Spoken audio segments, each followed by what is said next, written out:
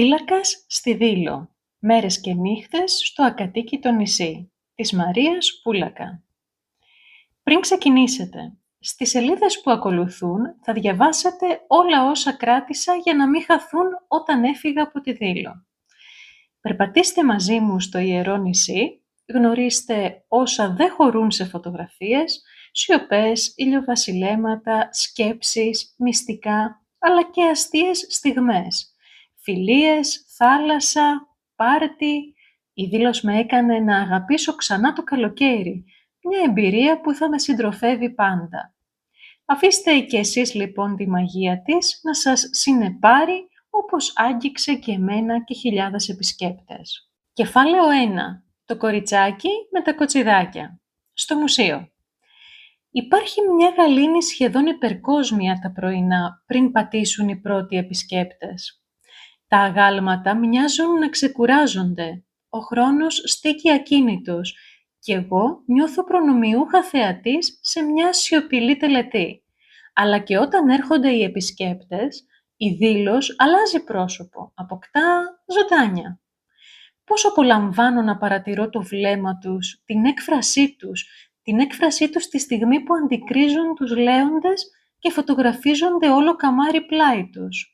Στο πρόσωπό τους εκείνο το σταθερό, σχεδόν παιδικό χαμόγελο. Τα μάτια τους λάμπουν, με καλημερίζουν και ίσως μοιραστούμε ένα σύντομο διάλογο. Εντυπωσιάζονται όταν τους λέω ότι μένω εδώ. «Oh, for 7 months!» Και ξεκινάνε οι ερωτήσεις. Πόσοι άνθρωποι μένουν στο νησί, από πού ψωνίζουμε, αν μένουμε εδώ και τον χειμώνα κτλ. Αλλά ας το πάρουμε από την αρχή. Σήμερα, 8 Απριλίου, κλείνω ακριβώς 1 μήνα στο νησί. Και δεν κατάλαβα καν πώς πέρασε. Πέρασε σίγουρα με ηρεμία, ακολουθώντας μονοπάτια γεμάτα πανέμορφα λουλούδια, κίτρινα, κόκκινα, μοβ, με ήχους πουλιών να πετάνε πάνω από τη θάλασσα. Με δέος, θαυμασμό και συγκίνηση που βρίσκομαι ανάμεσα σε μάρμαρα και ανέμους, νιώθοντας πως κάτι μέσα μου ακουμπάει κάτι αρχαίο. Ήταν λίγες μέρες πριν, όταν στεκόμουν απέναντι στους λέοντες και ο άνεμος μου έφερε μία σκέψη απρόσμενη, να γράψω, να αποτυπώσω τις μέρες μου εδώ, όχι για να εξηγήσω, αλλά για να θυμηθώ. Και έτσι γεννήθηκε η ιδέα του βιβλίου. Απέναντι από την πολύχρωμη και γεμάτη ζωή Μύκονο, η Δήλος στέκει ήρεμη και επιβλητική.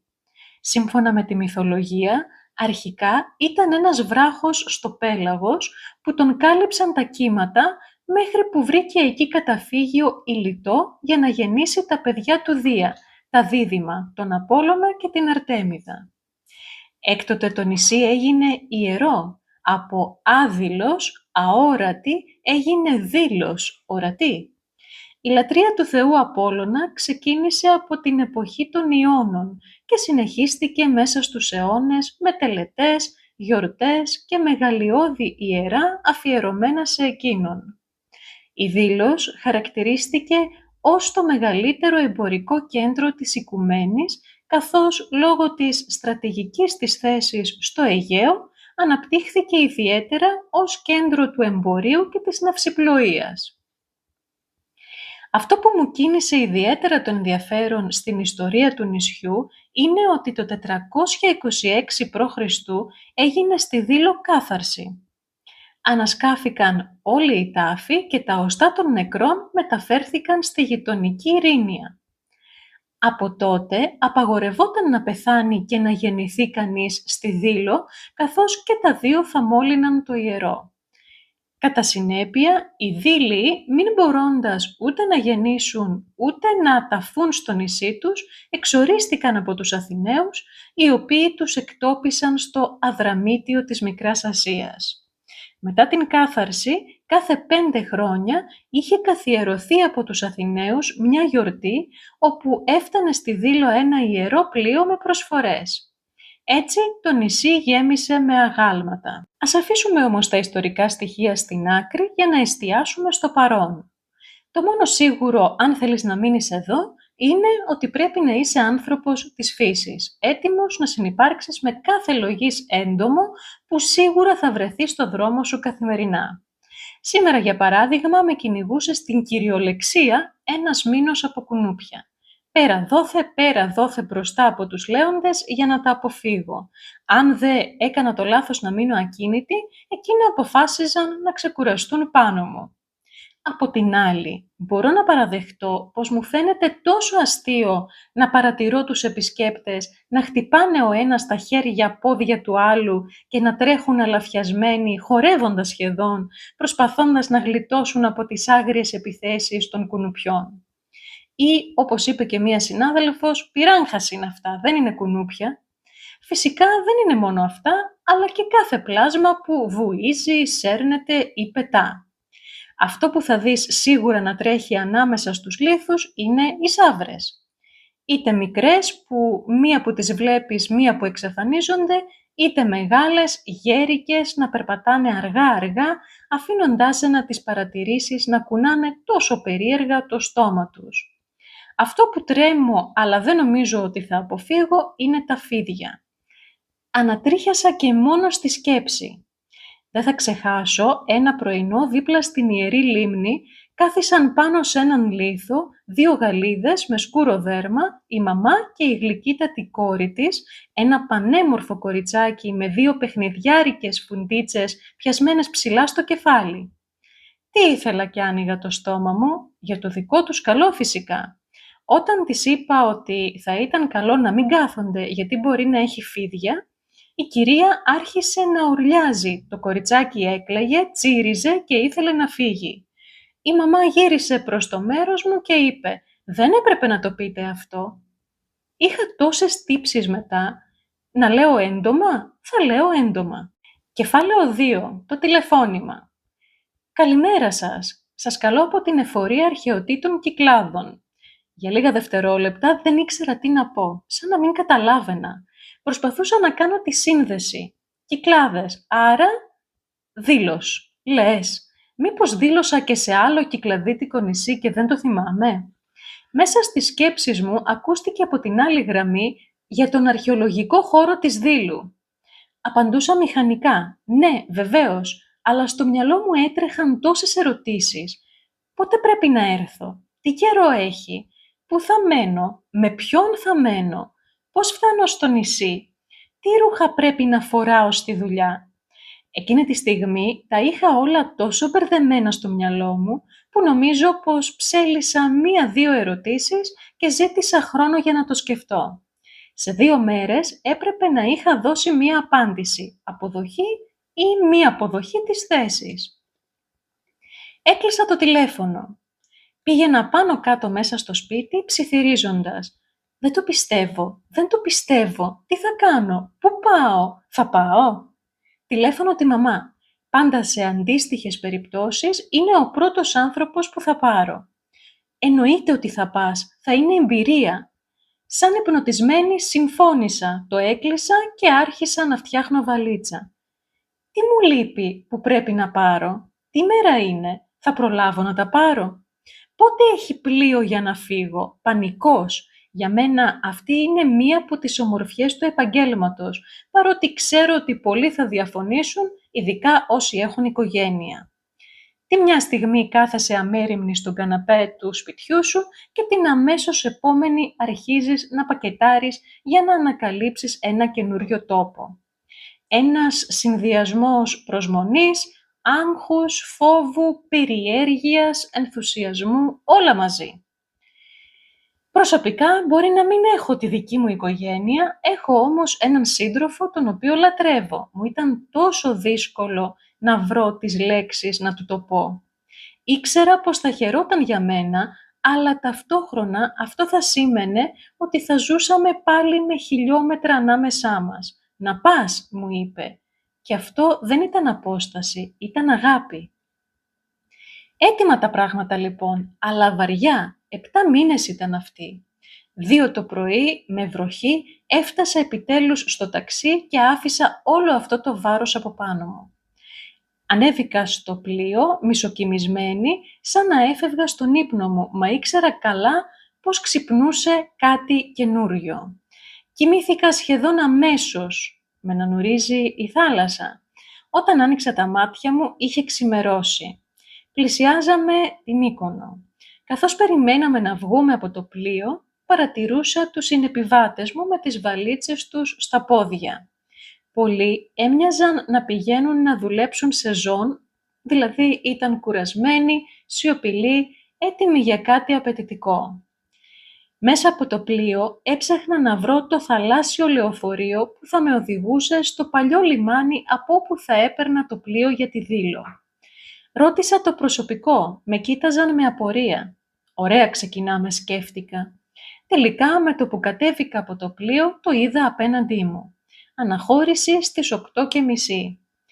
Είχα λίγο χρόνο λοιπόν να επικοινωνήσω με τους δικούς μου και να ακούσω για 100η φορά τις συμβουλές της μαμάς.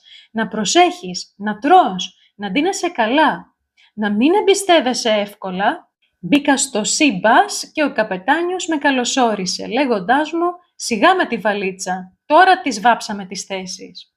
Πήρα την πρώτη κρυάδα και κάθισα προσεκτικά στη θέση μου. Ήμουν η μόνη επιβάτης. «Για δουλειά πας?» «Ναι». «Ξενοδοχείο?» «Στη Δήλο». «Α, αρχαιολόγος είσαι?» «Φύλακας». 10 λεπτά μετά φτάσαμε στο παλιό λιμάνι. Δίπλα μας το πλοίο Δήλος. Με καλωσόρισαν και φύλαξαν τα πράγματά μου μέχρι να πάω να ψωνίσω. Είχα 1 ώρα μπροστά μου, οπότε χαλάρωσα και απόλαυσα την βόλτα μου στα σοκάκια. Τα άδεια από τουρίστες σοκάκια και τη μυρωδιά της μπογιάς να σου σπάει τη μύτη. Περπατώντας, ακούγονταν ρεμπέτικα από εργάτες που έβαφαν με άσπρο χρώματα κλασικά κυκλαδίτικα σοκάκια. Οι υπάλληλοι στα ελάχιστα μαγαζιά που ήταν ανοιχτά με καλημέριζαν στα αγγλικά. «Καλημέρα», τους απαντούσα. «Ελληνίδα είσαι?» «Στη Δήλο? Όχ, ετοιμάσου για χιλιάδες κόσμο και πολύ ζέστη. Αντιλιακό να βάζεις». Και μετά το δύσκολο κομμάτι. Ψώνια για 1 εβδομάδα. Όχι μόνο τρόφιμα και νερά. Αποκαθαριστικά τι θα έχει εκεί? Την επόμενη φορά αυτά. Πήρα όσπρια, ρύζι, δημητριακά, φρούτα. Ίσα-ίσα μου έφτασαν για 1 εβδομάδα. Οπότε περισσότερες προμήθειες την επόμενη φορά. Μαζί με τα γκρουπ με τους τουρίστες μπήκα κι εγώ στο πλοίο. Δίπλα μου 1 ξεναγός, από Βόλο κι εκείνη. «Α, δεν σας το ανέφερα, είμαι από τον Βόλο». Την βομβάρδισα με ερωτήσεις για τη ζωή στη Δήλο, ώσπου άρχισε να κουνάει αρκετά. Έκλεισα τα μάτια και προσπάθησα να ηρεμήσω. Πηγαίναμε αργά και μου φάνηκε μακρινή η διαδρομή. 1/2 ώρα μετά άρχισε να διακρίνεται η Δήλος.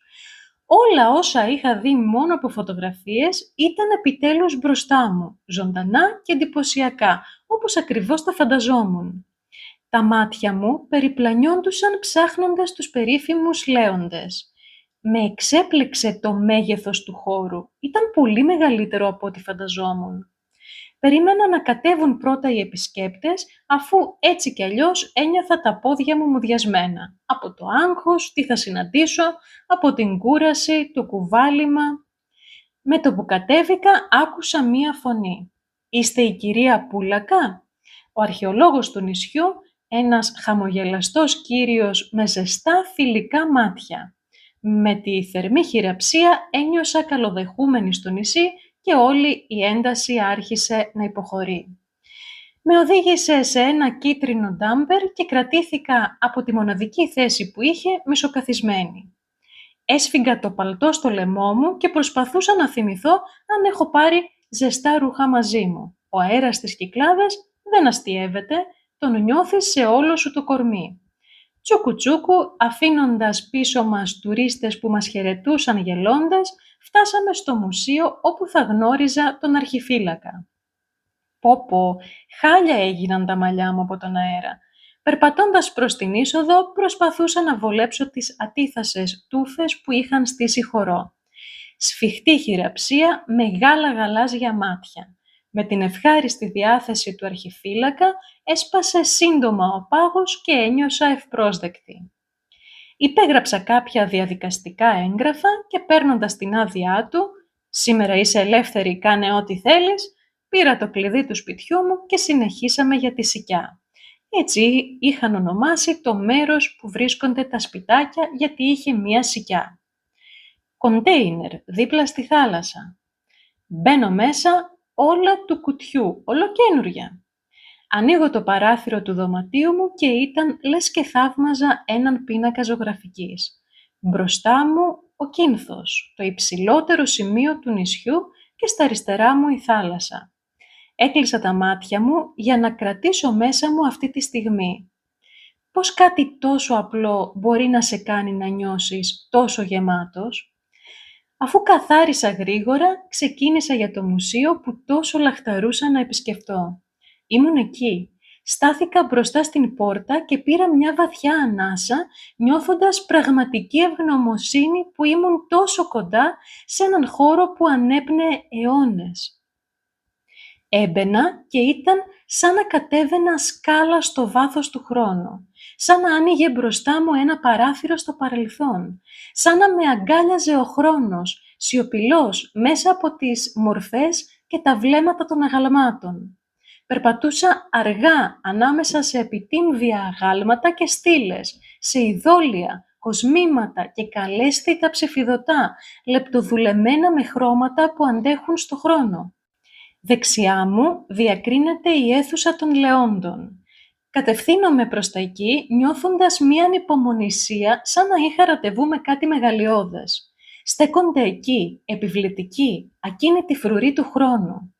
Η μουσική που παίζει διακριτικά στον χώρο, χαμηλή, σχεδόν μυστηριακή, χαρίζει μία τελετουργική αίσθηση, σαν να περπατάς μέσα σε έναν ναό. Τα λιοντάρια παριστάνονται μισοκαθισμένα στα πίσω πόδια, με μικρό κεφάλι και στόμα ανοιχτό.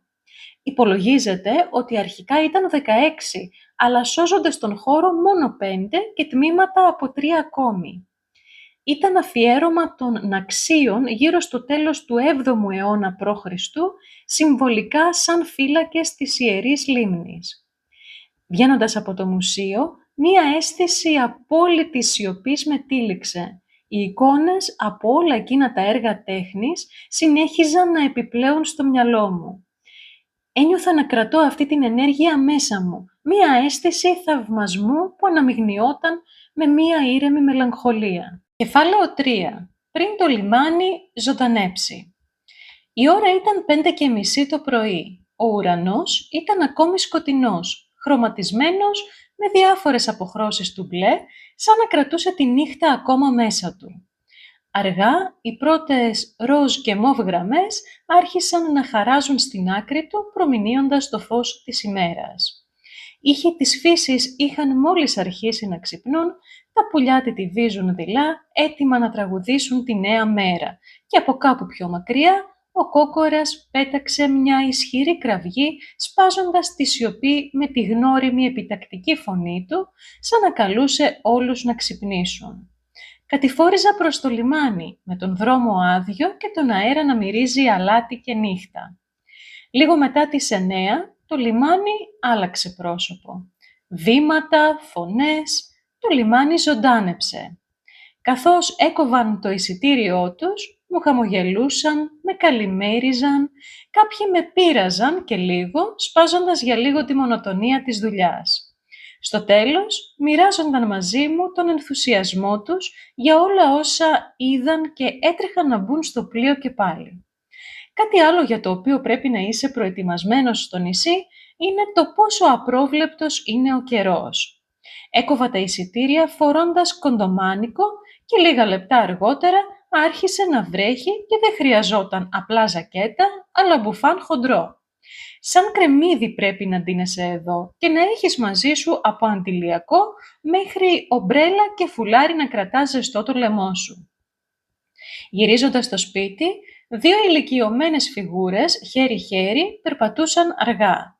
Η γιαγιά στηριζόταν πάνω του και εκείνος με μια γλυκιά φυσικότητα της κρατούσε το χέρι και τη βοηθούσε να κατέβει το σκαλοπάτι. Πόσο όμορφη στιγμή, πόσο αληθινή εικόνα αγάπης, και μιας και στάθηκα στους επισκέπτες, ας πω 2 λόγια για τους ανθρώπους αυτούς που διασχίζουν ωκεανούς και υπήρους για να σταθούν έστω και για λίγο σε αυτή τη γη. Έχει μια σιωπηλή ομορφιά να τους παρατηρώ, βλέπω στα μάτια τους την ίδια περιέργεια, το ίδιο δέος που ένιωσα κι εγώ όταν πρώτο ήρθα. Σήμερα ένας νεαρός έβγαζε βίντεο μέσα στο μουσείο και περιπλανιόταν με ένα βλέμμα σαν υπνοτισμένο. Κοντοστάθηκε, με κοίταξε με περιέργεια και με ρώτησε αν όλα αυτά τα εκθέματα είναι αυθεντικά, αν εργάζομαι εδώ και αν είμαι Ελληνίδα. Όταν του απάντησα θετικά σε όλες του τις ερωτήσεις, εκείνος άνοιξε διάπλατα τα μάτια του και με θαυμασμό μου είπε «Πρέπει να είσαι περήφανη που ανήκεις σε έναν τέτοιο τόπο». Εχθές ένας κύριος γύρω στα 60 με φωτεινό χαμόγελο άρχισε να μου διηγείται ιστορίες από την Ελλάδα, τόσο παλιές και ξεχασμένες, τις οποίες εγώ για να είμαι ειλικρινής δεν τις γνώριζα. Έψαχνε τον ενθουσιασμό στα μάτια μου, το ύφος του φώναζε «Ακούς, καταλαβαίνεις γιατί μεγαλείο σου μιλάω». Λίγο αργότερα, 2 φίλοι, Γερμανοί, με ρώτησαν πότε εγκαινιάστηκε το καινούριο μουσείο και μου είπαν ότι είχαν επισκεφτεί ξανά τον χώρο 30 χρόνια πριν. Ήμουν έτοιμη να τους πω τότε που γεννήθηκα», αλλά σκέφτηκα μήπως τους προσβάλλω και απλά τους χαμογέλασα. Όταν δε ζητάω από τους επισκέπτες να μην αγγίζουν, ταράζονται τόσο πολύ, με κοιτούν με μάτια γεμάτα τύψεις και ζητούν συγγνώμη ξανά και ξανά. Πραγματικά δεν ξέρω ποιος από τους δυο μας αισθάνεται πιο άσχημα. Φυσικά υπάρχουν και εκείνοι που είναι ηρωνικοί. Αυτοί που αντί για μία απλή συγγνώμη απαντούν με θεατρικό ύφος, στείνονται προσοχή, σηκώνουν το χέρι και φωνάζουν «Μάλιστα», λες και είμαστε σε παράταξη και όχι σε αρχαιολογικό χώρο. Σήμερα όμως μπορώ να παραδεχτώ πως γέλασα. Ένας πολύ ευχάριστος κύριος άγγιζε ένα μαρμάρινο στήλο στην οικία του Διονύσου. Του έκανα ευγενικά παρατήρηση και εκείνος, χωρίς να χάσει το χαμόγελό του, μου απάντησε «Μα ρώτησα τον Διόνυσο και με άφησε». Εντάξει, ομολογώ πως με κέρδισε με το χιούμορ του. Ήταν από εκείνες τις στιγμές που η μέρα σου γίνεται λίγο πιο ανάλαφρη. Συχνά πιάνω τον εαυτό μου να χαζεύει τα ρούχα τους. Γυναίκες με χρωματιστά αέρινα φορέματα, λαμπερά σκουλαρίκια, κάποιες με τουρμπάνια προσδίδοντας κάτι μυστηριακό στην ατμόσφαιρα. Κυρίως όμως συναντώ ηλικιωμένα αξιολάτρευτα ζευγάρια με αθλητικά ρούχα, καπέλο και μπατόν, έτοιμοι περισσότερο για περιπέτεια παρά για επίσκεψη σε αρχαιολογικό χώρο. Τόσοι διαφορετικοί πολιτισμοί συναντώνται και μπλέκονται εδώ. Άλλοι σιωπηλοί βαδίζουν σχεδόν στις μύτες των ποδιών τους και με καλημερίζουν ψιθυριστά. Άλλοι πάλι φροντίζουν να κάνουν αισθητή την παρουσία τους, γελώντας δυνατά, παίρνοντας αστείες πόζες δίπλα στα αγάλματα. Και τότε φτάνει η στιγμή που η σφυρίχτρα μου παίρνει τη σκητάλη. Αν ένα παιδάκι κάποιας ευρωπαϊκής χώρας αγγίξει ένα άγαλμα, το αναφέρω στους γονείς του και κατευθείαν μου ζητούν συγγνώμη και εξηγούν στο παιδί τους γιατί δεν πρέπει να ακουμπάει. Όμως, εάν κάνω παρατήρηση σε Ελληνίδα μάνα, ψάχνω τρύπα να κρυφτώ. Όχι απλά με αγνοούν, αλλά καταλήγω να γίνομαι παρατηρητής ενός ασταμάτητου μονόλογου για όσες ελλείψεις έχει ο αρχαιολογικός χώρος, η Μύκονος, η χώρα. Εκτός όμως από τους ανθρώπους που έρχονται και φεύγουν, συχνά στρέφω το βλέμμα μου και στα αγάλματα. Είναι οι πιο σταθεροί συνομιλητές μου και όμως ποτέ δεν τους βαριέμαι. Στέκομαι μπροστά τους και τα παρατηρώ ένα προς ένα. Αισθάνομαι τα βλέμματά τους να με διαπερνούν, καθένα διαφορετικά. Κάποια γεμάτα σοφία, άλλα με έπαρση, άλλα με μία παράξενη οικειότητα, ενώ άλλα απαξιούν στρέφοντας το βλέμμα τους αλλού. Τα μάτια μου στέκονται στους βοστρίχους τους και στις καμπύλες τις μαρμάρινες, μηλεμένες με τόση λεπτομέρεια, που σχεδόν νιώθω το άγγιγμα της αρχαίας χτένας. Κάποια έχουν ανάγλυφα στεφανάκια νίκη στα μαλλιά. Άλλα, μία επιτύμβια γυναικεία πρωτομή για παράδειγμα που στέκει μπροστά μου τώρα, φέρει πέπλο που πέφτει κομψά πάνω από τον μαρμάρινο κότσο της. Τα χέρια τους, τοποθετημένα λες και είναι σε ετοιμότητα, σαν να πρόκειται να ξεπηδήσουν από το μάρμαρο και να αρχίσουν να τρέχουν. Μοιάζουν σαν να περιμένουν ένα νεύμα για να ζωντανέψουν και να τρέξουν στον χρόνο που τους ανήκει.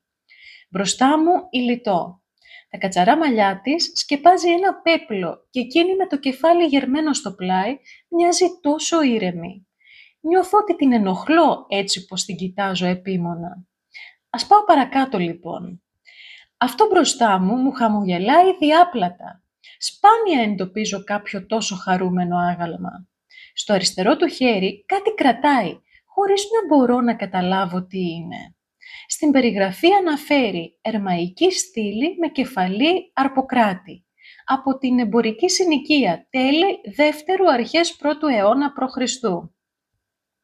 Όλα αυτά όμως συνέβησαν εχθές. Σήμερα, για πρώτη φορά, το πόστο μου βρίσκεται πλάι στη βάση του κολοσσού των Αξίων. Ένας κούρος από μάρμαρον άξου περίπου 9 μέτρων έστεκε περήφανα πάνω στη μαρμάρινη βάση. Δυστυχώς όμως, όχι μέχρι σήμερα. Ο κολοσσός, πιθανόν ο θεός Απόλλωνας, είναι πλέον σπασμένος σε πολλά κομμάτια. Στο μόνο που μπορούμε σήμερα να σταθούμε δίπλα, αντιλαμβάνοντας το πραγματικό μέγεθος του κούρου, είναι το αριστερό του χέρι, το οποίο κρατάμε καλά φυλαγμένο μέσα στο μουσείο της Δήλου. Αρκετοί είναι οι επισκέπτες που στο τέλος της περιήγησής τους στο μουσείο με ρωτάνε αν το αριστερό χέρι του κολοσσού βρίσκεται υπό συντήρηση.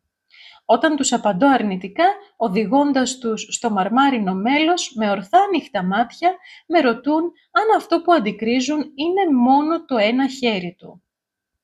Φυσικά, ακολουθούν οι αναμνηστικές φωτογραφίες, τοποθετώντας το χέρι τους που δείχνει μία σταλιά δίπλα στο δικό του. Κάθε φορά που αντικρίζω την τεράστια αυτή βάση, μήκους περίπου 3x5 μέτρα, στο μυαλό μου έρχεται το αριστερό του πόδι που λείπει, ξενιτεμένο στο Βρετανικό Μουσείο. Για παρηγοριά μπορούμε να ατενίζουμε με θαυμασμό τα δύο σωζόμενα τμήματα του κορμού που στέκονται κάτω από τον ήλιο της Δήλου. Σήμερα έπιασα τον εαυτό μου να κρέμεται από τα χείλη μιας ξεναγού.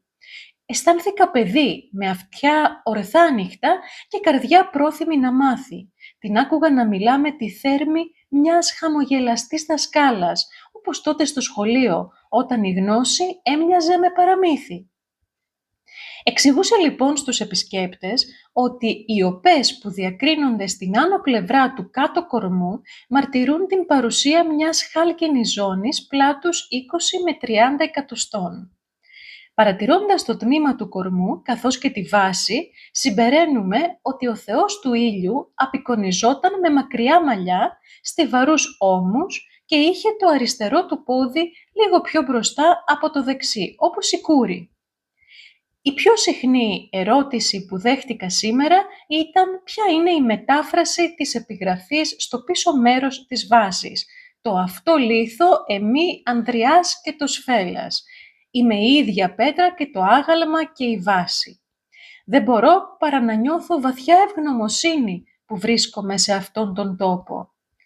Δεν το θεωρώ δεδομένο. Κάθε μέρα εδώ είναι ένα δώρο. Κάθε μου βήμα εδώ είναι μία υπενθύμηση του πόσο τυχερή είμαι.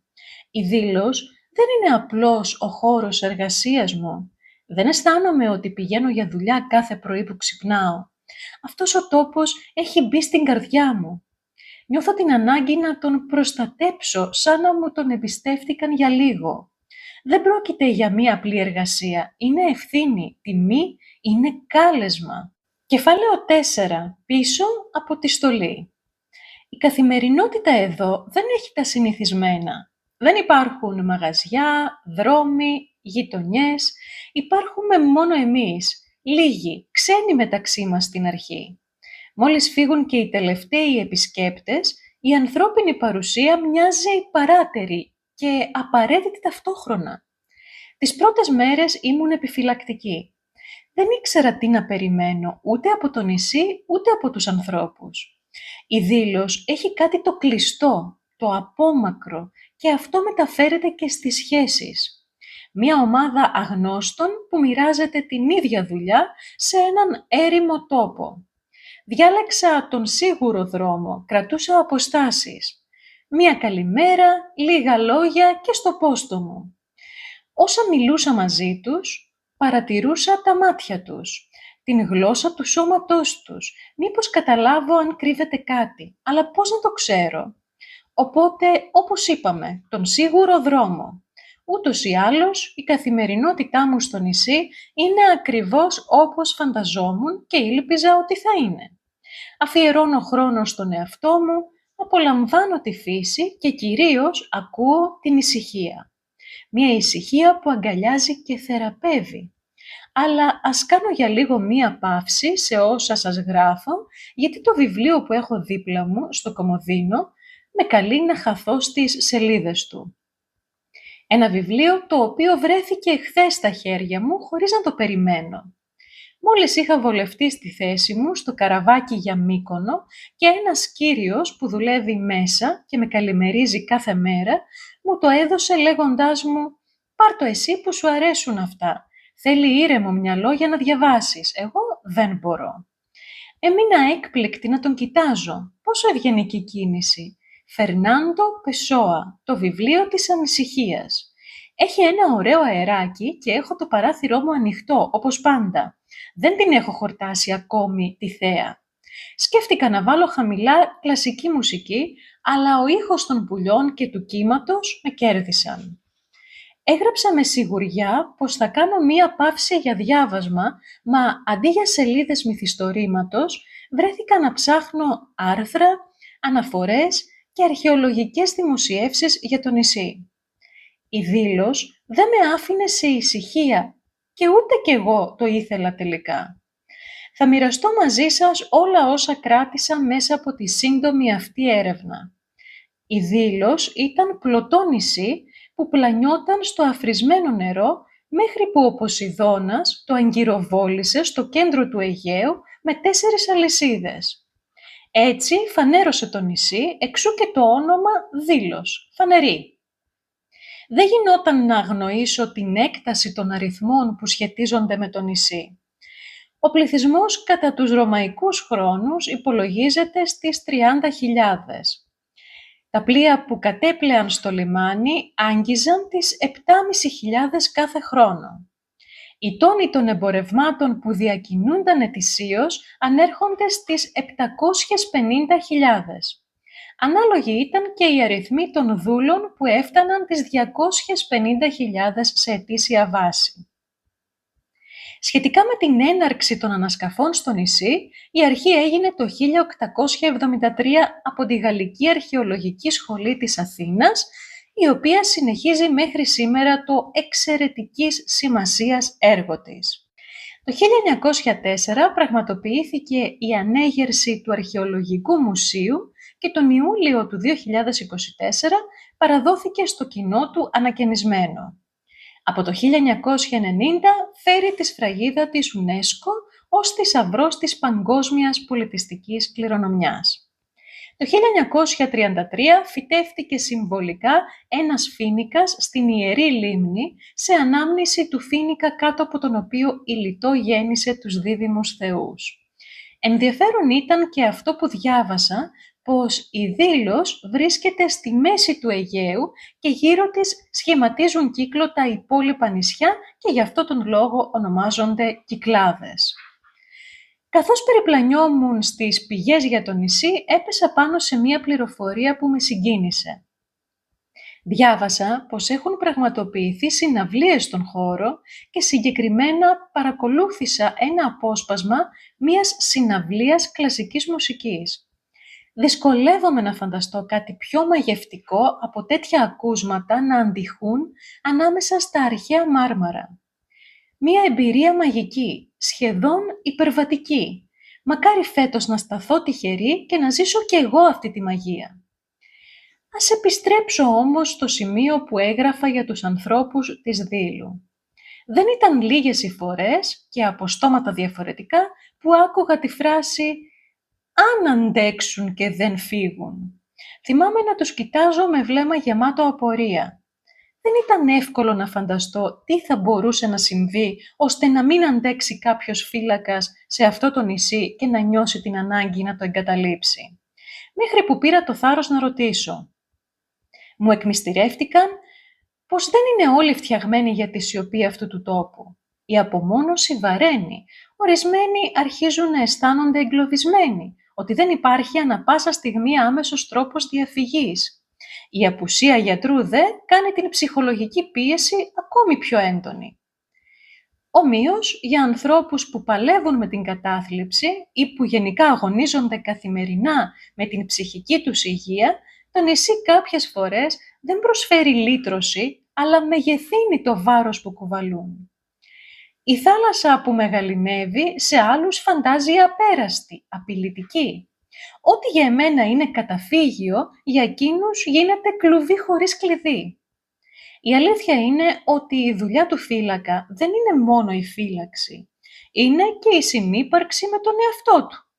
Περνάς ώρες σιωπής με σκέψεις που βρίσκουν χώρο να φωνάξουν. Μου έρχεται τώρα στο μυαλό ένας συνάδελφος σε έναν άλλον αρχαιολογικό χώρο που εργαζόμουν, ο οποίος πρόσφατα είχε χάσει τον αδερφό του. Αποφάσισε να αποδεχτεί τη θέση, ελπίζοντας πως η απόσταση θα απάλυνε κάπως τη θλίψη του. Όσο και αν ήθελε όμως να ξεχαστεί, οι σκέψεις τον κύκλωναν και έφυγε. Επιστρέφοντας στους ανθρώπους του νησιού, η συγκάτοικός μου δεν θα μπορούσε να λείπει από αυτές τις σελίδες. Τις πρώτες μέρες στο νησί έμεινα μόνη. Ομολογώ πως ο αέρας που σφύριζε τα βράδια με ανατρίχιαζε. Λίγες μέρες μετά όμως, στη Μύκονο, καθώς περιμέναμε το καραβάκι που θα μας οδηγούσε πίσω στο νησί, γνώρισα την Ευγενία, όνομα και πράμα. Με κέρδισε κατευθείαν με τα χαμογελαστά της μάτια και τη ζεστασιά της επαφής της. Είχα ένα προαίσθημα ότι η συμβίωσή μας θα κυλούσε αρμονικά και έτσι έγινε. Έχει σημασία να επιστρέφεις στο σπίτι και να σε καλοδέχεται κάποιος με χαμόγελο. Ήσυχη εκείνη, ήσυχη κι εγώ, ταιριάξαμε απόλυτα. Ένα πρωί μου είπε, βλέπω ότι με το που φας πλένεις τα πιάτα σου. Να ξέρεις, δεν χάθηκε και ο κόσμος να αφήσεις και κάτι στο νεροχύτη, να νιώθεις άνετα. Το ίδιο βέβαια ίσχυε και για εκείνη και έτσι δεν άργησε να έρθει εκείνο το αίσθημα του σπιτιού, της οικειότητας. Μα πρόβατα? Ναι, την ώρα που γράφω, ένα κοπάδι πρόβατα περνούν μπροστά από το σπίτι. Όχι άνθρωποι, όχι αυτοκίνητα. Πρόβατα! Σαν να μπήκε η ύπαιθρος μέσα στο γραφείο μου. Αφήνω το στυλό, πιάνω το κινητό και τα πρόβατα κλέβουν την παράσταση. Δεν γινόταν φυσικά να μην αποθανατήσω αυτή τη στιγμή. Χθες, το πόστο μου ήταν στο λιμάνι 2 το μεσημέρι μέχρι 10 το βράδυ. Υποδέχομαι τους επισκέπτες, ακυρώνω τα εισιτήριά τους μαλώνω αν ανάψουν τσιγάρο και συχνά κάποιοι με πλησιάζουν για να μου πούν λίγα λόγια. Εχθές, για παράδειγμα, 2 γλυκές χαμογελαστές κυρίες με ρώτησαν αν μένει κανείς στο νησί. Όταν τους είπα «ναι, εμείς», με κοίταξαν σαν να μην το πίστευαν. Η μία μάλιστα με ρώτησε αν γεννήθηκα εδώ. Νομίζω πως απογοητεύτηκε λίγο όταν άκουσε ότι βρίσκομαι μόλις 1,5 μήνα στο νησί. Η κυρία δίπλα της προσπαθούσε να μαντέψει το όνομά μου. Απολώνια, Αρτεμίσια, πολύ πιθανόν να απογοήτευσα και εκείνη όταν της είπα ότι με λένε Μαρία. Φεύγοντας μου είπε «Thank you, Μαλία». Παρατήρησα επίσης στο λιμάνι όπου μαζεύονται οι περισσότερες γατούλες μας, οι τουρίστες τις φωνάζουν με τον τρόπο που στην Ελλάδα φωνάζουμε τα σκυλάκια. Τα σκυλιά δηλαδή πώς τα φωνάζουν? Οι περισσότεροι εδώ τις λατρεύουν τις γάτες, τις παίρνουν στην αγκαλιά τους και φωτογραφίζονται μαζί τους. Άλλωστε και εκείνες είναι απίστευτα χαδιάρες. Δεν θα αργήσεις να τις νιώσεις να τρίβονται στο πόδι σου. Και το αποκορύφωμα? Μία επισκέπτρια ρώτησε μία συνάδελφο εάν και οι γάτες είναι αρχαίες. Νομίζω δεν χρειάζεται να πω κάτι άλλο. Στις 8 λοιπόν όλοι οι επισκέπτες αναχώρησαν και εγώ έμεινα έξω να απολαμβάνω το ηλιοβασίλεμα και τον ουρανό που βαφόταν σιγά σιγά με αποχρώσεις του ροζ και του μοβ. Στις 10 το βράδυ σχόλασα και πήρα τον δρόμο για το σπίτι με το φακό στο χέρι. Πρώτη φορά περνούσα μέσα από αρχαιολογικό χώρο νύχτα και η αίσθηση έμοιαζε αλόκοτα μαγική. Κεφάλαιο 5. Πάμε Μύκονο. Η ζωή στη Δήλο έχει μαγεία, αλλά τα ρεπό στη Μύκονο έχουν καφέ.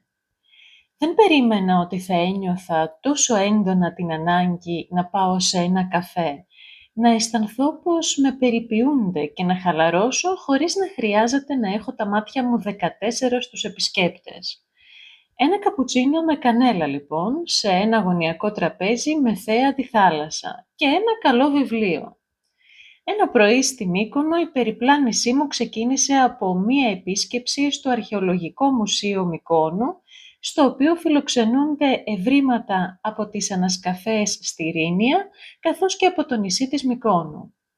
Μεγάλος αριθμός αγγείων προϊστορικών μέχρι υστεροελληνιστικών χρόνων, επιτύμβια αγάλματα και στήλες, καθώς και ειδόλια και κοσμήματα μαρτυρούν τον πλούτο και την τέχνη της Δήλου. Φυσικά, είχα την ευκαιρία να σταθώ μπροστά στο αυθεντικό ψηφιδωτό της οικίας του Διονύσου, της Δήλου, και το βλέμμα του με εγωίτευσε. Έμοιαζε σαν να γυάλιζε ζωντανό, μυστηριώδες. Τα χρώματα του ψηφιδωτού, παρά το πέρασμα των αιώνων, διατηρούσαν μία ζωντάνια που σε καθυλώνει, ενώ η παράσταση του Διονύσου πάνω στην Τίγρη ακτινοβολούσε θρίαμβο. Ένιωσα σαν να μπορούσα να νιώσω την κίνηση, τη ζωή και το πάθος που κρύβει ο μύθος του Θεού του κρασιού και της γιορτής. Ως λάτρης της τέχνης και των μουσείων, αφιέρωσα χρόνο για μία επίσκεψη στο Ναυτικό Μουσείο, ένα από τα πιο σημαντικά πολιτιστικά ιδρύματα του νησιού, το οποίο στεγάζεται σε ένα παραδοσιακό κυκλαδίτικο κτίριο του 19ου αιώνα. Κάτι που μου κίνησε το ενδιαφέρον είναι ότι το Ναυτικό Μουσείο Αιγαίου είναι το πρώτο ελληνικό μουσείο που ανέλαβε τη διάσωση και διατήρηση ζωντανών ιστορικών εκθεμάτων. Ένα από αυτά είναι ο μηχανισμός του φάρου Αρμενιστής της Μυκόνου, κατασκευής 1890, ο οποίος εκτίθεται στον καλέσθητο κήπο του μουσείου. Η περιήγησή μου συνεχίστηκε στις αξιόλογες γκαλερί του νησιού, όπου μπορείς να απολαύσεις ένα ευρύ φάσμα σύγχρονης τέχνης, από μινιμαλιστικά έργα μέχρι πρωτότυπες εικαστικές συνθέσεις. Με εντυπωσίασε η προθυμία των υπαλλήλων που έσπευδαν να εξηγήσουν τι ακριβώς έβλεπες, να μοιραστούν πληροφορίες για τον καλλιτέχνη και να σε μοιήσουν στη σκέψη πίσω από το έργο. Αυτήν την εποχή που το νησί δεν έχει ακόμα γεμίσει, είναι απόλαυση να περιπλανιέσαι στα σοκάκια, να παθανατίζεις πόρτες χρωματιστές, φρεσκοβαμμένες, γάτες που ξεπροβάλλουν ανάμεσα στα λευκά τειχάκια και άλλες που λιάζονται σαν ντίβες. Να ανοίγεις τις χαμηλές πόρτες των μικρών ταπεινών εκκλησιών, άδειες, ήσυχες, σχεδόν απόκοσμες. Καθώς περπατούσα στα στενά, άκουσα μία γνώριμη μελωδία. Τον είδα καθισμένο σε μια γωνιά με την κιθάρα του. Ένας μουσικός του δρόμου που τραγουδούσε μαχαιρίτσα. «Πόσο σε θέλω». Έβγαλα αμέσως το κινητό από την τσέπη μου. Αυτό έπρεπε οπωσδήποτε να το στείλω στο αγόρι μου. Δίπλα του είχε καθίσει μία νεαρή τουρίστρια. Ίσως να μην καταλάβαινε τους στίχους, μα τον άκουγε προσιλωμένη, με ένα χαμόγελο που έλεγε πως κάτι είχε αγγίξει μέσα της. Λίγο πιο κάτω, στα ίδια σοκάκια που πριν λίγο άκουγα μουσική, αντίκρισα μία γυναίκα με το χέρι απλωμένο, καθισμένη στο πλακόστρωτο. Μία εικόνα ατέριαστη με το κατποσταλικό τοπίο της Μυκόνου, όμως αληθινή. Ομολογώ πως δεν φανταζόμουν ότι θα έβλεπα ζητιάνα στη Μύκονο. Ήταν ένα στιγμιότυπο που με ταρακούνησε. Συνέχισα τον περίπατό μου, ώσπου βρέθηκα στη μικρή Βενετία. Όπως κρυφά άκουσα από μία ξεναγό που περπατούσε μπροστά μου με δύο τουρίστες, η μικρή Βενετία πήρε το όνομά της από τις εντυπωσιακές κατοικίες του 18ου αιώνα με τα πολύχρωμα ξύλινα μπαλκόνια που κρέμονται κυριολεκτικά στη θάλασσα, θυμίζοντας τα κανάλια της Βενετίας. Στάθηκα εκεί, απέναντί τους, για λίγα λεπτά. Έμοιαζε με σκηνικό θεάτρου, χρώματα, κύματα, πέτρες και άνθρωποι, όλα ενωμένα σαν κινηματογραφική εικόνα. Είναι από τα σημεία που η Μύκονος σε καλεί να σταθείς, να δεις τον ήλιο να πέφτει πίσω από τα παλιά καπετονόσπιτα που στέκουν πάνω στο κύμα. Αριστερά μου οι ανεμόμυλοι, όμορφοι, λουσμένοι στο φως του ήλιου, όπως τους είχα φανταστεί. Η αλήθεια όμως είναι ότι, αν και γνώριμοι στην εικόνα, μου ήταν άγνωστοι στην ιστορία τους. Έτσι άρχισα να ψάχνω πληροφορίες στο διαδίκτυο. Έμαθα λοιπόν ότι σιτηρά έφταναν στο νησί, κυρίως από τις πεδιάδες της Ρωσίας, αλέθονταν, γίνονταν ψωμί και παξιμάδι και εξάγονταν ως βασική τροφή των πληρωμάτων των διερχόμενων πλοίων. Μετά τον Πρώτο Παγκόσμιο Πόλεμο, με την εξέλιξη της τεχνολογίας, οι ανεμόμυλοι έχασαν την οικονομική σημασία τους, αλλά αναδείχθηκαν ως το δημοφιλέστερο σύμβολο του νησιού. Το σημείο προσελκύει αμέτρητους φακούς και πόζες. Και ναι, φυσικά έχω κι εγώ τη δική μου φωτογραφία μπροστά στους μικονιάτικους μήλους. Κεφάλαιο 6. Σκέψεις σε ακαταστασία. Αν είσαι άνθρωπος της τάξης και του προγράμματος, μπορείς να προσπεράσεις αυτό το κεφάλαιο. Δεν θα υπάρχει λογική συνέχεια στις παραγράφους που ακολουθούν, μόνο σκέψεις που ξεπηδούν όπως οι γάτες στα σοκάκια της Μυκόνου. Ας ξεκινήσω λοιπόν με το περίφημο νησί των ανέμων.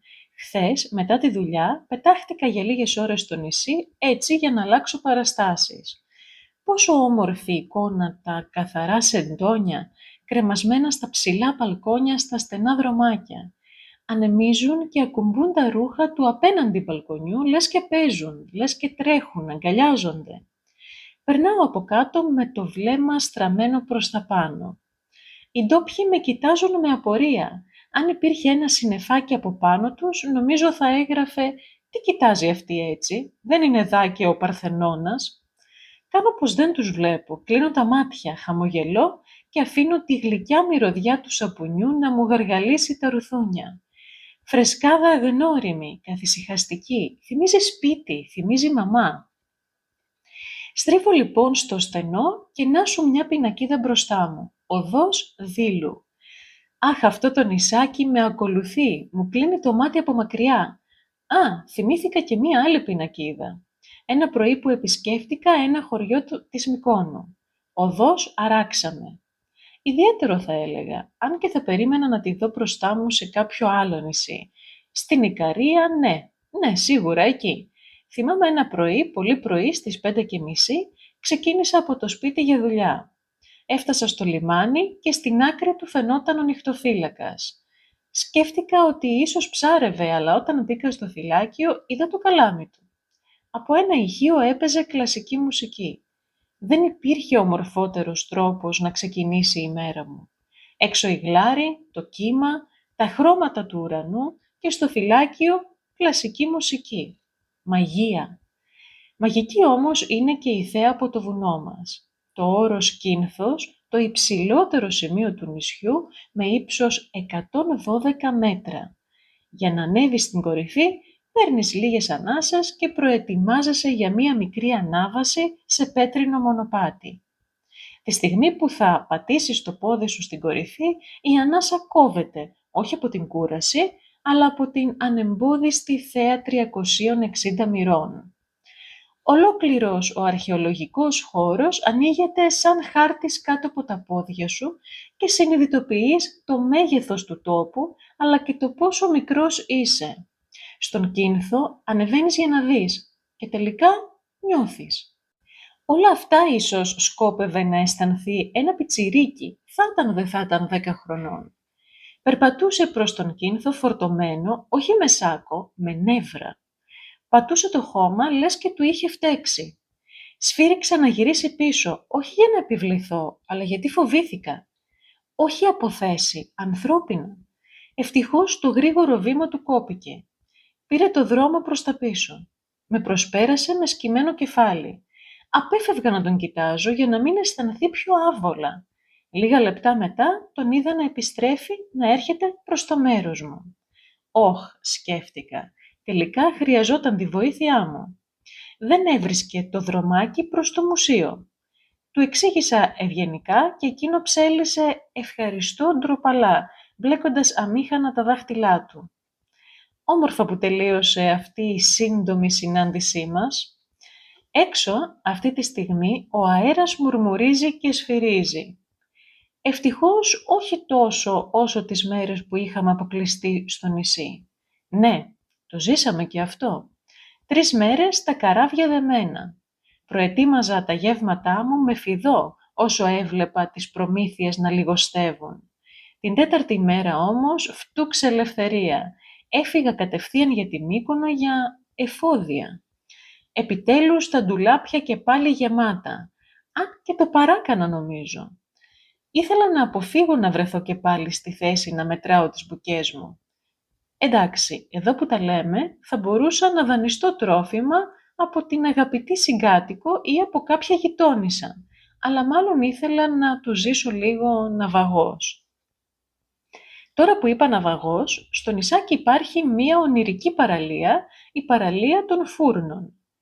Τις πρώτες μέρες που ήρθα εδώ, άκουγα παλαιότερους φύλακες να την χαρακτηρίζουν ως η γαλάζια λίμνη. Δεν γινόταν να μη με δελεάσει αυτός ο προσδιορισμός, οπότε ένα πρωί άνοιξα την ξύλινη πόρτα που οδηγεί στο δρομάκι προς την παραλία.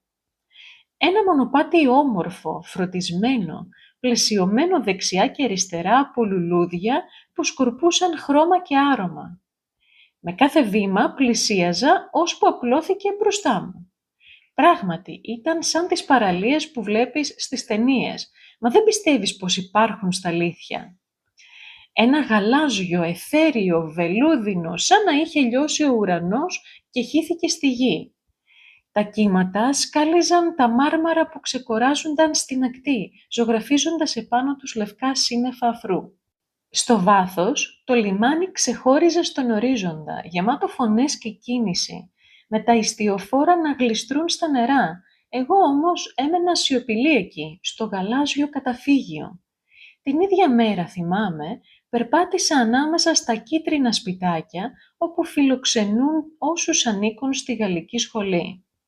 Κάτω το έδαφος στρωμένο με θραύσματα κεραμικών, τα οποία διακοσμούσαν την άμμο, δημιουργώντας ένα άτυπο ψηφιδωτό. Εκεί, μέσα στα χόρτα και τα χώματα, τμήμα ενός πραγματικού ψηφιδωτού βρισκόταν μισοθαμμένο. Οι ψηφίδες του, κάποιες λευκές, κάποιες ξεθοριασμένο κίτρινο, χάνονταν αποκολλημένες στα γύρω φύλλα. Ένα κομμάτι του παρελθόντος, κάποτε γεμάτο χρώματα και ζωή, σήμερα ξεκομμένο, παρατημένο στα αγριόχορτα, μία εικόνα που σε αγγίζει βαθιά, σε ταράζει. Χθες είχα ρεπό και φυσικά έκανα τη σύντομη απόδρασή μου στη Μύκονο. Ευτυχώς οι τουρίστες ήταν λίγοι και έτσι μπορούσες να απολαύσεις τα λαβυρινθώδη στενάκια. Στο φούρνο που πήγα να πιω τον απολαυστικό καπουτσίνο μου, τα ηχεία έπαιζαν νησιώτικα στη διαπασόν. Η διάθεσή μου αμέσως ανέβηκε. Η ατμόσφαιρα μύριζε θάλασσα και καλοκαίρι. Η διάθεση όμως του κυριούλη που σφουγγάριζε δεν φάνηκε να ανέβηκε ιδιαίτερα. «Τώρα βρήκε να έρθει, μόλις σφουγγάρισα», μουρμούρισε σκυμμένος.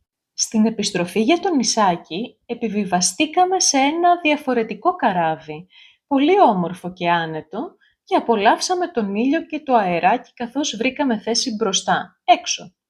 Γελάσαμε με τους συναδέλφους, όμως όταν ξεκίνησε το καράβι, ο καθένας βυθίστηκε στις σκέψεις του. Πόσο υπέροχο να μπορείς να μοιράζεσαι στιγμές ηρεμίας με τους ανθρώπους γύρω σου.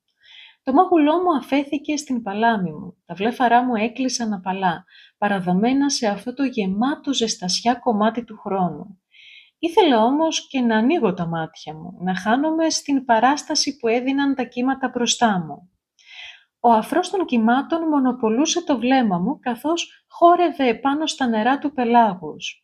Στο μυαλό μου παρομοίαζα τον αφρό άλλοτε με πινελιές σε ένα πίνακα ζωγραφικής, άλλοτε με πυροτεχνήματα και σε μία στιγμή που ένα κύμα γινόταν ένα με εκείνο που ερχόταν, σκέφτηκα εμένα παιδί, σαν να έτρεχα στην αγκαλιά του μπαμπά, μόλις τον έβλεπα στο ίδιο σημείο κάθε μεσημέρι έξω από τη σχολική πόρτα.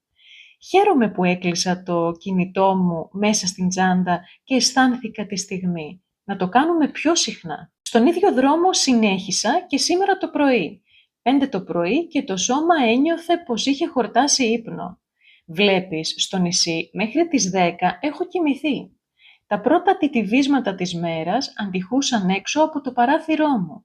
Αμέσως σηκώθηκα, το άνοιξα και χαμογέλασα χωρίς να το καταλάβω. Τι υπέροχο δώρο να γίνεσαι θεατής τη στιγμή που η φύση ζωντανεύει. Ο απαλός αέρας χάιδευε τα φυτά, εκείνα λυκνίζονταν απαλά και τα πουλιά λες και κάποιο μυστικό έλεγαν το ένα στο άλλο. Ευγνωμοσύνη, ευγνωμοσύνη, ευγνωμοσύνη.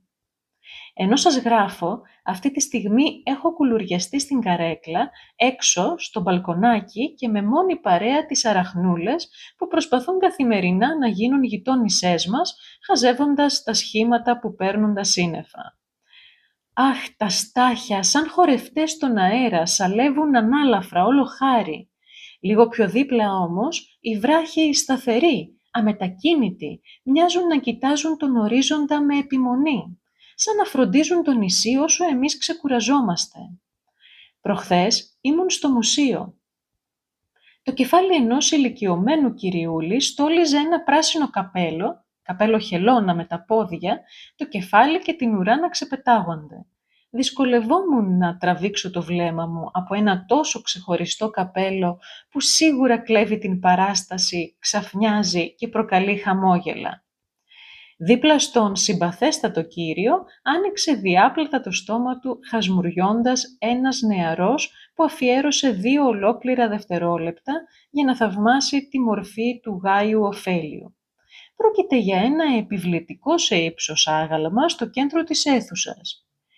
Η μορφή του, αν και ακροτηριασμένη, διατηρεί μια αρχοντιά. Δυνατός, καλοδουλεμένος κορμός, εξέπεμπε ρωμαϊκή πειθαρχία. Λοιπόν, αυτός ο καλλιτεχνικός θησαυρός φάνηκε ανιαρός στον κύριο επισκέπτη. Εν αντιθέσει με μία καλοσυνάτη κυρία, η οποία την ίδια μέρα κιόλας περιφερόταν γύρω από το άγαλμα μαγεμένη.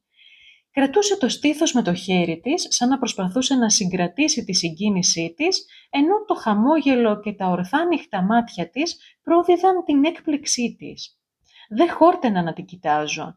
Ήθελα να της πω «Σε καταλαβαίνω, μου είναι γνώριμο αυτό το συναίσθημα» και είναι κάτι το απερίγραπτο.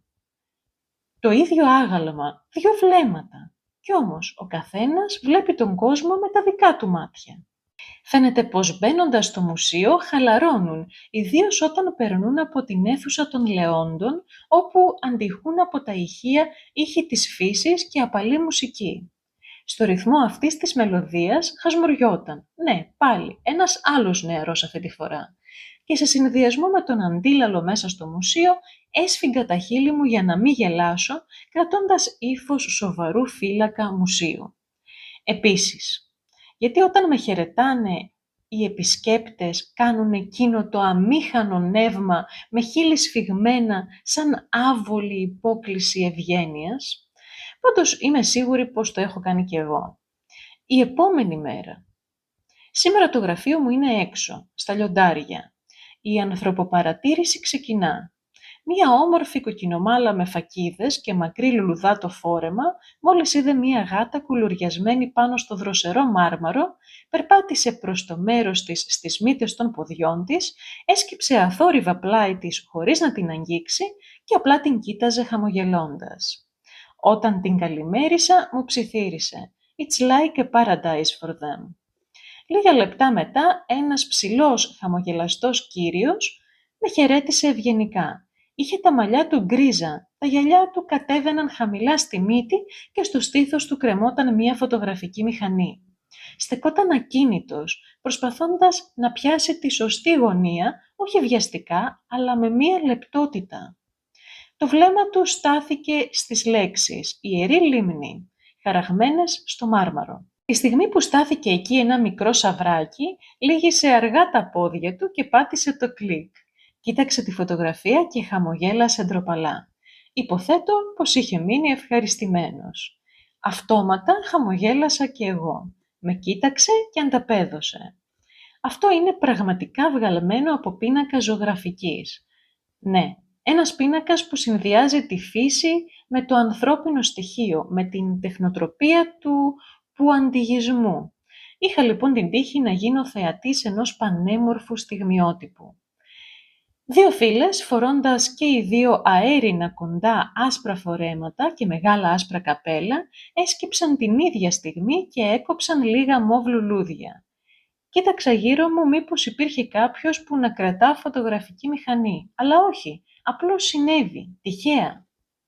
Μπροστά από τους λέοντες, δύο αδελφάκια, ένα κορίτσι και ένα αγόρι. Στάθηκαν προσοχή. Το αγόρι πέρασε το χέρι του γύρω από τους ώμους της αδελφής του και χαμογέλασαν με εκείνο το άβολο παγωμένο παιδικό χαμόγελο. Η μαμά αποθανάτησε τη στιγμή και με γύρισε αρκετά χρόνια πίσω, όταν χαμογελούσα με τον ίδιο τρόπο κι εγώ στην αγκαλιά του αδελφού μου μπροστά από τον Παρθενώνα. Θυμάμαι ακόμη τι φορούσαμε. Δεν θα ήμασταν 10 χρονών. Ο Γιάννης φορούσε ένα ριγέ σετ, πουκάμισο βερμούδα, με ό,τι χρώμα μπορείς να φανταστείς, και εγώ δίπλα του με ένα κόκκινο φορεματάκι με μαύρες βούλες. Σαν πασχαλίτσα έμοιαζα. Εδώ που τα λέμε, περισσότερο παρέπεμπαν σε αποκριάτικο πάρτι παρά σε καλοκαιρινές διακοπές. Λίγο πριν σχολάσω, άκουγα από κάπου τον ήχο του ντρόν. Κοιτούσα γύρω μου. Δεν επιτρέπεται χωρίς άδεια. Τον είδα. Ένας αδύνατος κυριούλης με μαύρο καπέλο που κάλυπτε και τα αυτιά του, μπλε πόλο μπλούζα και μπες βερμούδα. Ασιάτης. Του ζήτησα να το κατεβάσει. Εκείνος με βλέμμα τρομαγμένο μου ζήτησε συγγνώμη και μου είπε πως στο διαδίκτυο δεν αναφέρει ότι απαγορεύεται. Βόλεψε τον ντρόν στην τσάντα του και εγώ ενημέρωσα τους συναδέλφους να έχουν και εκείνοι το νου τους. Αδίκως όμως, καθώς πριν φύγει, μου ζήτησε δεύτερη φορά συγγνώμη και απολογούνταν ότι δεν το γνώριζε. Έμεινα έκπληκτη με την ευγένειά του και τον ευχαρίστησα λέγοντάς του πως είναι πολύ ευγενικός. Πόση ομορφιά κρύβεται σε κάτι τέτοιες στιγμές, στιγμές με φως που γεμίζουν την ψυχή σου ζεστασιά.